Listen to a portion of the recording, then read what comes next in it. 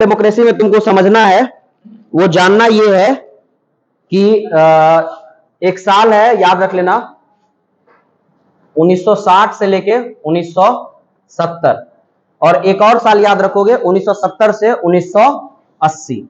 ये दोनों के दोनों जो साल हैं इंडिया के लिए, वो क्राइसिस से भरा हुआ है। हालांकि सबसे ज्यादा जो क्राइसिस हमें देखने को मिला वो कब मिला है? 1970 में। कहानी याद आ रहा होगा सबको, 1970 में ही क्यों? इसके एक ने हम लोग कई कारण पढ़ चुके थे।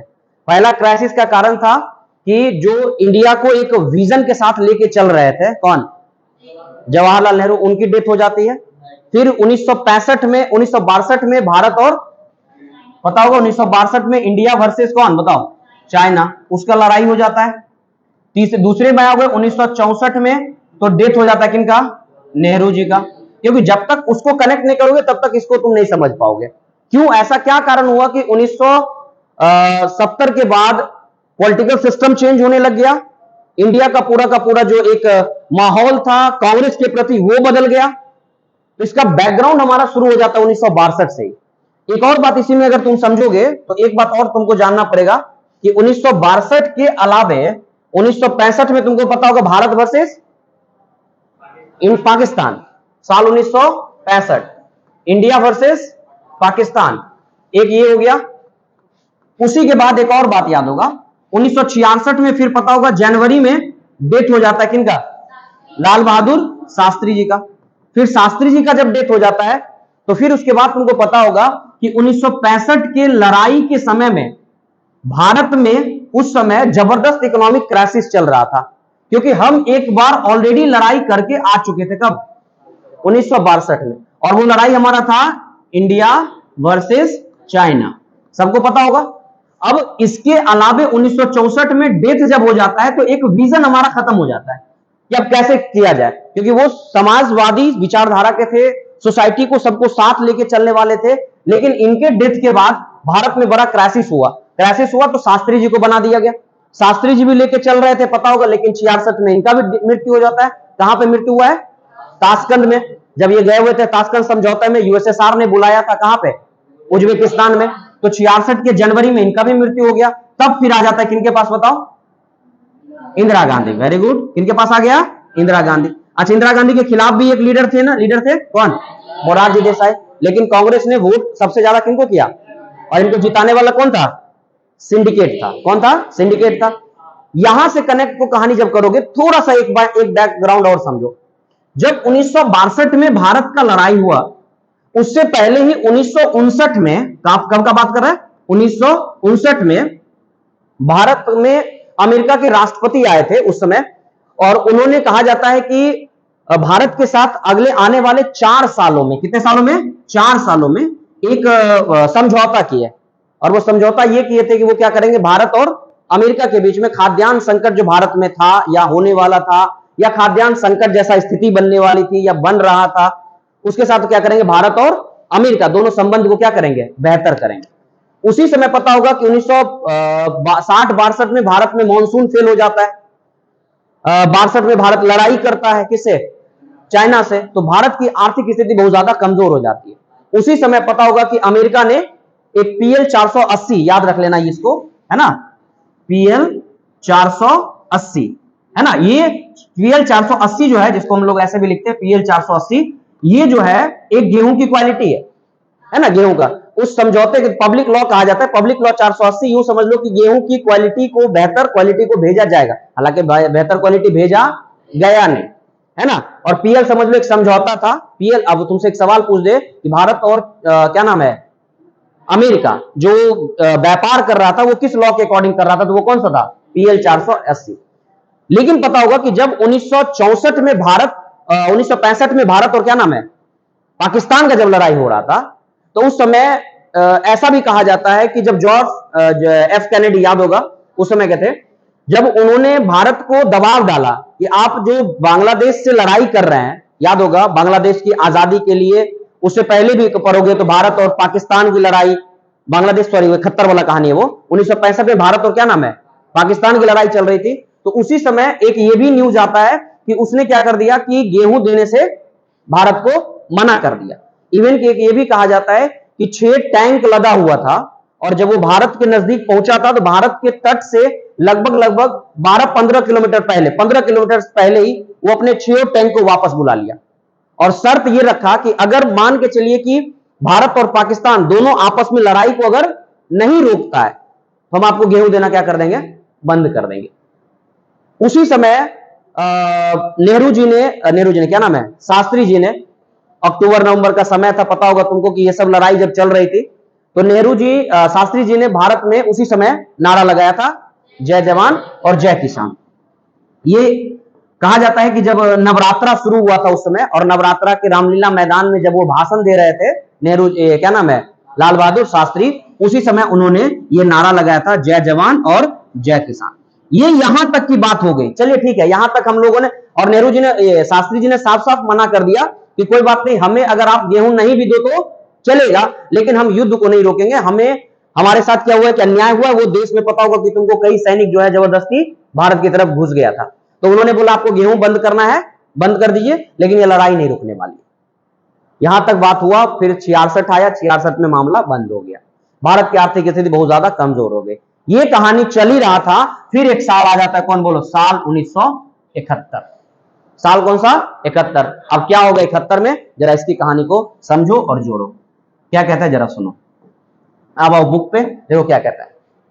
We have already studied the change where the taking place of Indian politics। पता होगा इंडियन पॉलिटिक्स 1967 के बाद बदल गया, क्योंकि 1967 के बाद मामला पूरे किसके हाथों में आ गया, और इंदिरा गांधी ने ऐसे मामला को समेटा कि पता होगा कि पूरा का पूरा कांग्रेस को उन्होंने तोड़ के 2 भागों में बटा दिया। कौन कौन, कांग्रेस आर और कांग्रेस ओ। Indira Gandhi has emerged to the towering the leaders of the tenuous popularity. It was also period when the party competition became bitter and polarized। पता है तुमको, उस समय पार्टी के अंदर तो कंपटीशन हो ही गया था, और साथ ही साथ पार्टी क्या हो गया, बोलो, पोलराइज्ड हो गया। पोलराइज मतलब 2 भागों में बट गया, यानी ध्रुवीकरण हो गया इसका। This period was also witness to the tension relationship between the government and judiciary। और उसी साल याद होगा तुमको, उसके अगले साल 1970 से 80 तक में कहा भी जाता है, 10th 11th में जब पॉलिटिक्स पढ़ा था, तो 1970 से लेके 1980 तक में भारत के संविधान में जबरदस्त चेंजिंग हुआ, बहुत ज्यादा परिवर्तन हुआ, बहुत सारे अमेंडमेंट्स हुए। उसी में केशवानंद भारती केस वगैरह पर हो गए, बहुत सारे परिवर्तन, 42वां संविधान संशोधन, 44वां संविधान संशोधन, सब आपको उसी में देखने को मिलेगा। The Congress party took position this stand to the court was against to principle of democracy and the parliamentary supremacy। Court कह रहा है कि आप अपनी जो सुप्रीमेसी है, किसका, पार्लियामेंट्री का, आप वो ज्यादा सुप्रीमेसी ला रहे हैं। कोर्ट का कहना है कि आप काम करिए किसके हिसाब से, बोलिए, डेमोक्रेसी के हिसाब से। आपको डेमोक्रेटिक प्रिंसिपल्स पे काम करने के बजाय आप क्या कर रहे हैं, आप अपने हिसाब से ज्यादा काम कर रहे हैं। द कांग्रेस ऑल्सो, जबकि कांग्रेस भी बार बार इल्जाम लगा रहा है किसको, कोर्ट पे, कि आप क्या कर रहे हैं कि हमारे काम में दखल अंदाजी डाल रहा है। दोनों एक दूसरे पे इल्जाम लगा रहे हैं, कांग्रेस लगा रहा है किस पे, कोर्ट पे, और कोर्ट किस पे लगा रहा है, कांग्रेस पे। कांग्रेस का क्या कहना है, कांग्रेस का कहना है कि कोर्ट क्या कर रहा है, बताओ, ये एक कंजर्वेटिव इंस्टीट्यूशन है जो हमें काम करने में बार बार ऑब्स्टेकल कर रही है, बार बार बाधा डाल रही है। हम डेमोक्रेटिक वे में काम करना चाह रहे हैं, हम चाहते जनता का कल्याण करना चाह रहे हैं, लेकिन ये बार बार क्या कर दे रहे हैं, बताओ, कोर्ट हमें रोक दे रहा है। जबकि वो क्या इल्जाम लगा रहा है, क्या नाम है, इंदिरा गांधी क्या इल्जाम लगा रही है, कांग्रेस क्या इल्जाम लगा रहा है, कोर्ट हमें बार बार रोक रहे हैं। और कोर्ट क्या कह रहा है कि आप काम कर रहे हैं, लेकिन आप डेमोक्रेटिक मैनर में काम नहीं कर रहे, आप अनडेमोक्रेटिक मैनर में काम कर रहे हैं, आप डेमोक्रेटिक कंट्री में रह के अनडेमोक्रेटिक मैनर में काम कर रहे हैं, इसलिए हमें बार बार आपको रोकने की जरूरत पड़ रही है। इसके अलावा देखोगे आप प्रो पुअर, हम क्या चाह रहे हैं, बोलो, प्रो पुअर वेलफेयर प्रोग्राम चाह रहे हैं, और आप उसको बार बार क्या कर दे रहे हैं, रोक दे रहे हैं। समझा कहानी, इतना दूर समझा कि नहीं समझा, एक बार रिपीट कर दे रहे, देखो क्या था। इंदिरा गांधी वर्सेस, इंदिरा गांधी बोलना थोड़ा सा जो ज्यादा उचित नहीं है, कांग्रेस वर्सेस सिंडिकेट, नहीं अभी कोर्ट करो, सिंडिकेट का नहीं करो, क्या करो, कोर्ट वर्सेस इंदिरा गांधी या कांग्रेस। कांग्रेस क्या कह रहा है कि हम चाह रहे हैं अपने हिसाब से काम करना, हम चाह रहे हैं वेलफेयर स्कीम काम करना, हम चाह रहे हैं कि जनता के कल्याण के लिए कुछ काम कर सके। जबकि कोर्ट क्या कह रहा है कि आप जनता के कल्याण का काम नहीं कर रहे हैं, इसलिए बार बार आपको हमें रोकना पड़ रहा है। आप काम कर रहे हैं लेकिन वो डेमोक्रेटिक मैनर से नहीं कर रहे हैं, इसलिए बार बार हमें रोकने की जरूरत पड़ रही है। यहां तक की बात हो गई। And to the personalise and the government to authority being to the converted as a personal authority, and this split of the Congress led up to the separate and division between the Indira Gandhi and her opponents। इसी वजह से थोड़ा सा ज्यादा खींचातानी चलते गया। अब थोड़ा सा इसको इकोनॉमिक कॉन्टेक्स्ट में लाओ। इकोनॉमिक कॉन्टेक्स्ट में जब लाओगे तो तुमको पता होगा कि 1970-71 में भारत की स्थिति ऐसे ही खराब हो गई थी। 71 में बंटवारा हुआ किसका, बांग्लादेश का। अब बांग्लादेश जब बट गया तो बांग्लादेश से बहुत सारे शरणार्थी उठ करके रिफ्यूजी कहां आ गए, इंडिया आ गए। अब सोचो घर में दाना खाना नहीं और ऊपर से घर में मेहमान आ जाए, तो कहानी कुछ ऐसा हो गया कि भारत ऑलरेडी जो है वो पॉवर्टी से लड़ रहा था, पता होगा उसी समय स्लोगन भी दिया गया था, है ना, गरीबी हटाओ जैसा स्लोगन दिया गया। अब सोचो जरा कि देश में गरीबी है, अब वैसे कंडीशन में भारत लड़ाई कर रहा है किससे, पाकिस्तान से। मतलब चलती तीर को अपने मुंह में ले लिया, यूं समझो इसको ऐसे कि लड़ाई था किसका किसका, बोलो लड़ाई किसका था, बांग्लादेश और किसका, पाकिस्तान का। मामला किसके पास आया, इंडिया के पास। तो यही बात यहां पे हुआ कि इलेक्शन हुआ 1971 में, कांग्रेस हैड गिवन स्लोगन, उसी समय कांग्रेस ने स्लोगन दिया, स्लोगन ये था क्या, बोलो गरीबी हटाओ, remove poverty. However, the social and economic condition was the country did not improve much 1971 to 1972। ये खतरनाक ईयर माना जाता है भारत के लिए। सेम उसी ईयर में क्या हुआ बताओ, बांग्लादेश क्राइसिस हुआ, heavy strain on the Indian economy, Indian economy को बहुत ज्यादा लॉस हुआ। कितने लोग बताओ, याद करो, अंडरलाइन कर लेना बुक में, कितने बताओ, 8 million people cross over the east Pakistan border into India. कितने लोग आए, 80 मिलियन लोग जो है वो कहा जाता है, सॉरी 8 मिलियन लोग जो है वो कहां है, इंडिया है। And this was followed by the war with Pakistan. और सेम उसी समय भारत का लड़ाई भी चल रहा था किसके साथ, सोचो एक समय लड़ भी रहे, एक तरफ आपके देश में लोग भी आ रहे, लड़ाई का प्रेशर अलग, मेहमान का प्रेशर अलग। After the war of US, अच्छा एक और बात, यही नवी बात बोल रहे थे कि कई वॉर क्या कर दिया, आफ्टर द यूएस गवर्नमेंट ने क्या कर दिया बताओ, हर तरीके की दी जाने वाली सुविधा को क्या कर दिया, बंद कर दिया। 65 में भी याद होगा कि उसने भड़काया कि हम आपको क्या करेंगे, गेहूं देना बंद कर देंगे, नहीं तो आप वॉर क्या कर लीजिए, रोक लीजिए। सेम वही बात यहां भी हुआ। इंटरनेशनल मार्केट में उसी समय ऑयल प्राइस बढ़ गया। यदि क्या लिखा है देखो, इस समय क्या किया, after the US government stop, बंद कर दिया। तब भारत को लगा कि अब हमें एक बिग ब्रदर की जरूरत है। समझ में आया, याद करो, तब भारत को लगा कि हमें एक महाशक्ति के साथ कहीं ना कहीं डायरेक्टली और इनडायरेक्टली जुड़ने की जरूरत है। फिर याद करो साल 1972, किसके, भारत और यूएसएसआर के बीच में 20 सालों का क्या हुआ बताओ, एक फ्रेंडशिप एग्रीमेंट हुआ। ऑयल प्राइस इंक्रीज कर गया during this period, this led to the all around increase of price. अब बताओ जब ऑयल प्राइस बढ़ जाएगा ना, कहीं भी याद रख लेना इस बात को, वो अगर ऑयल प्राइस बढ़ेगा तो जितने भी कमोडिटीज हैं उन सब का प्राइस क्या हो जाएगा बताओ। अच्छा कितना प्राइस बढ़ा जरा गौर करो, लिखा हुआ है प्राइस इंक्रीज 23% इन 1973। 1973 में कितना परसेंट बढ़ा, 23%, जो बढ़ करके 1974 में कितना परसेंट हो गया, 30%। जो सामान पहले 100 में मिलता था वो सामान अब 130 में मिलने लग गया। Such to the high level of inflation. Inflation समझते हो ना क्या, मतलब महंगाई बहुत ज्यादा क्या हो गया बताओ, बढ़ गया, और साथ ही साथ लोगों का कंडीशन बहुत ज्यादा खराब हो गया। ये आपका कहानी हो गया साल किसका बताइए, 1971 का। अब यहां पर थोड़ा सा बात करते हैं इंडस्ट्री का क्या स्थिति था। Industrial growth was low. अब इंडस्ट्रियल ग्रोथ, पैसा रहे तब तो इंडस्ट्री चलाओगे, इंडस्ट्रियल ग्रोथ लो था, जिसकी वजह से अनएम्प्लॉयमेंट, आ जाओ एक ये देखो वहां पर क्या हुआ, पहले महंगाई बढ़ गई। अगर पूछे कि महंगाई क्यों बढ़ी तो कारण बता देना। दूसरा कारण एक ऑयल प्राइस बढ़ गया था, कई देशों से सहायता मिलने वाला बंद हो गया था, वॉर इनपुट हम लोगों ने ज्यादा खर्च कर दिया था, है ना। तो कुल मिलाकर के इंडिया का इकोनॉमिक कंडीशन बहुत ज्यादा लो हो चुका है। इंडस्ट्रियल ग्रोथ नहीं हो रहा था, जहां से पैसा जनरेट हो सकता था वो नहीं हुआ। जब इंडस्ट्रियल ग्रोथ नहीं हुआ तो क्या बढ़ गया, क्या बढ़ गया, अनएम्प्लॉयमेंट, बेरोजगारी बढ़ गई। And particularly in the rural area, और खास करके कहां पे, रूरल एरिया में। The order to reduce expenditure government for, इसलिए पता है सरकार ने क्या किया, सैलरी कम कर दिया, लोगों का इनकम बचा करके सरकार अपने सरकारी पैसे को कहीं और लगाना शुरू कर दिया। याद करो उसी साल एक और कहानी याद आया कुछ, अरे प्राइवेट पर्स याद आया, प्राइवेट पर्स उसी समय जो मिलता था किसको, प्रिंसली स्टेट वगैरह को सरकार ने वो बंद करवा दिया, जिसको लेके बहुत बड़ा कंट्रोवर्सी भी चला। This cause to the further dissatisfactions among to the government employees. Monsoon fail हो गया 72-73 में, so that result to the sharp decline of agriculture productivity. इसकी वजह से एग्रीकल्चर प्रोडक्टिविटी भी घट गया। अब समझ में आ रहा है देश में आंदोलन क्यों हुआ होगा। एक जबरदस्त फेमस आंदोलन उस समय हुआ, संपूर्ण क्रांति, पढ़ा होगा, जिसको नेतृत्व किए कौन, जयप्रकाश नारायण। उसी आंदोलन का नाम हम लोग देते हैं जेपी आंदोलन।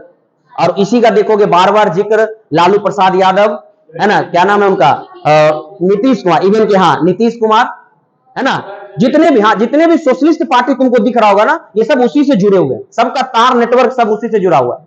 जब भी कभी वो भाषण देते हैं तो देखना ये सब लाइन बार बार जिक्र करते हैं कि हम जेपी आंदोलन के बहुत बड़े कार्यकर्ता थे, जेपी आंदोलन में हम बहुत बड़े हिस्सा लिए थे, हम उनके आदर्श को मानते हैं, जनता के लिए काम करना चाहते हैं, भले करेंगे नहीं, चाहते हैं नहीं। आगे देखो, and food grain output decline. सोचो फूड ग्रेन जो आउटपुट था वो डिक्लाइन कर गया, कितना %? आप सोचो, महंगाई बढ़ रही है आपकी, बेरोजगारी बढ़ रही है आपकी, गांवों में गरीबी बढ़ रही है आपकी, अब प्रोडक्शन घट रहा है। तो देयर वाज द जनरल, अच्छा इस सब का बताओ जिम्मेवार हम लोग किसको बनाएंगे? सरकार को ही ना। अब सरकार उस समय किसका? इंदिरा गांधी का। सारा जिम्मेवारी किसका? इंदिरा गांधी का। And there was to the general atmosphere dissatisfaction with the prevailing of economic situation all over the country and such context non-congressism party। अब तुमको नहीं लगता है बुआ कि नॉन कांग्रेसिज्म पार्टी के घर में भोज शुरू हो गया कि मौका मिला? नहीं, ये जो कांग्रेस जो लंबे समय तक मौका नहीं दे रहा था, अब मिला मौका। तो पता होगा नॉन कांग्रेसिज्म पार्टी सब आपस में एकजुट होना शुरू हुआ, गठबंधन बनाना शुरू कर दिया, ताकि जो इंदिरा गांधी के खिलाफ अब लगता है कि आवाज उठाया जा सकता है, कांग्रेस के खिलाफ आवाज उठाया जा सकता है, कांग्रेस आर के खिलाफ उठाया जा सकता है, क्योंकि कांग्रेस वो तो अलग सुर गा रहा था, जिसके लीडर कौन? मोरारजी देसाई, पता होगा बहुत सारे लीडर्स उधर बने हुए थे। And stage to the student unrest. अच्छा एक और बात क्या हो गया कि बेरोजगारी जब बढ़ गई तो स्टूडेंट का गुस्सा बढ़ गया, क्योंकि गरीब लोग, एक तो पहली बात गरीबी से मर रहे हैं और स्टूडेंट बेचारे बिना रोजगार के मर रहे हैं। तो अब ये मामला थोड़ा सा ज्यादा टिपिकल हो गया। And there was also increase that activities. अच्छा उसी समय मार्क्सिस्ट जो है वो हथियार उठा लिया, और वही मार्क्सिस्ट ने जो हथियार उठाया उसी का एक रूप बना नक्सलाइट। ये उसी समय का देन है सब कुछ। लोगों को लगा कि अब हमें अधिकार मिलेगा नहीं, हमें अधिकार छीनना पड़ेगा, और ये छीनने के लिए हमें हथियार उठाना पड़ेगा। लाल सलाम नहीं देखा होगा, उन लोगों का स्लोगन चलता है। And this parliamentary Marxist this group has taken to the arm. दिया, ये ग्रुप ने क्या कर लिया बोलो? आर्म उठा लिया। And also to the insurgent to the overthrown the capitalist. अब वो चाह रहे थे कि जो कैपिटलिस्ट है, जो पॉलिटिकल सिस्टम है, उसको बर्बाद करो, उसको खत्म करो, और पावर को क्या करो? अपनी ओर खींचो। इसी वजह से पता है नोन एज मार्क्सिस्ट लेनिनिस्ट, मतलब लेनिन के विचारधारा पे चलने वाले थे, और इन्हीं को माओइस्ट भी बाद में बोलते हैं, और यही ग्रुप जो है नक्सलाइट बन गया। याद रखना, मार्क्सिस्ट के वो विचारधारा वाले लोग जिन्होंने अपने अधिकार को पाने के लिए क्या कर लिया? हथियार का सहारा ले लिया। वही हथियार का सहारा लेने वाला जो ग्रुप था, ऑर्गेनाइजेशन था मार्क्सिस्ट का, वो क्या बन गया? नक्सलाइट बन गया। आज देखो कितना तबाही कर रहा है नक्सलाइट, है ना, हर जगह पे सुनो, खास करके छत्तीसगढ़ में, है ना, क्या नाम है, मध्य प्रदेश में, झारखंड में, बिहार में, इवन कि बिहार में भी, है ना, बिहार गया साइड में जाओगे, है ना, कहां पे? उत्तर बिहार में नहीं है, उत्तर बिहार में तुमको कम देखने को मिलेगा। हाँ वही तो हम बोल रहे कि वो देखो, एक और बात समझो, ये उस क्षेत्रों में ज्यादा टारगेट करेगा जहां पे गवर्नमेंट प्रॉपर्टी है, जहां पे गवर्नमेंट एक्टिवली काम कर रही हो। इसलिए देखोगे वो किसी प्राइवेट प्रॉपर्टी को नुकसान नहीं पहुंचाता है। वो मैक्सिमम जगह पे देखोगे कहां पे? गवर्नमेंट की प्रॉपर्टी पे, कभी ट्रेन पे, कभी रेलवे स्टेशन पे, देखा होगा, कहीं सरकारी आवास पे, सरकारी ऑफिस पे, ये बार बार करते रहती है। चलो इसके अलावा देखोगे they are particularly strong in the West Bengal. अच्छा सबसे ज्यादा एक्टिवली वेस्ट बंगाल। इसके अलावा कहां? वेयर इज द, पता होगा कि अभी भी सरकार कहीं ना कहीं उसी विचारधारा से संबंधित तृणमूल कांग्रेस है, अभी भी वहां पर देखोगे। साउथ में जाओ कई जगहों पर है, बिहार में भी बहुत ज्यादा एक्टिवली था, अब थोड़ा सा क्या हो गया है? कम हो गया। कौन? Marxist party. लेकिन बंगाल वगैरह में बहुत ज्यादा है। अब ये जब इतना बड़ा क्राइसिस हुआ देश में, सोचो जरा, जब इतना बड़ा क्राइसिस हुआ देश में, तो आंदोलन होना तो तय था।